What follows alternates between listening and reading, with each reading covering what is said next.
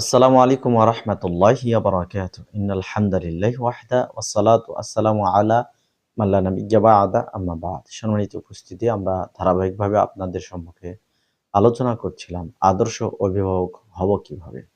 এ পর্যায়ে আমরা আলোচনা করব সন্তানের খোঁজ খবর রাখতে হবে।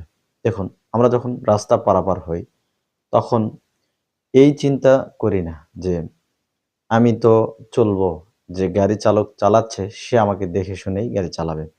দেখুন, যদি আমরা এই মন মানসিকতা নিয়ে রাস্তাঘাটে চলাচল করি, তাহলে ওই গাড়ি চালক অসতর্কতাবশত আমার গায়ের উপরে তুলে দিতে পারে। এতে কি হবে? তার শাস্তি হবে, তার জেল জরিমানা হবে। কিন্তু মাঝখানে যে আমার জীবনটাই চলে গেল বা আমার বড় ধরনের ক্ষয়ক্ষতি হলো, সেটা কিন্তু আমি আর ফেরত পাবো না।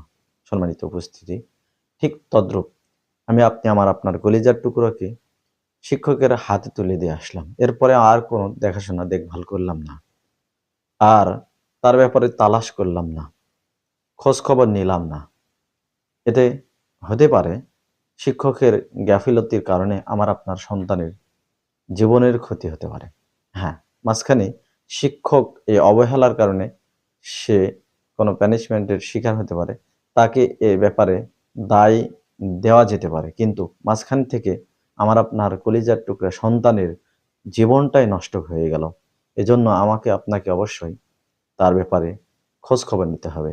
এ ব্যাপারে শিক্ষকের সাথেই পরামর্শ করতে হবে।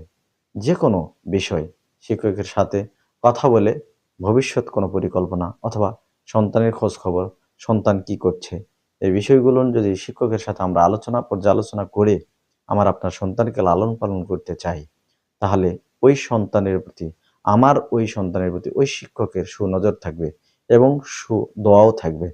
তাই আসুন সন্তানের খোঁজ খবর নেই। আল্লাহ তৌফিক দান করুন। আমিন ওয়া আখিরু দাওয়ানা আনিল হামদুলিল্লাহি রাব্বিল আলামিন। আসসালামু আলাইকুম ওয়া রাহমাতুল্লাহি ওয়া বারাকাতুহু।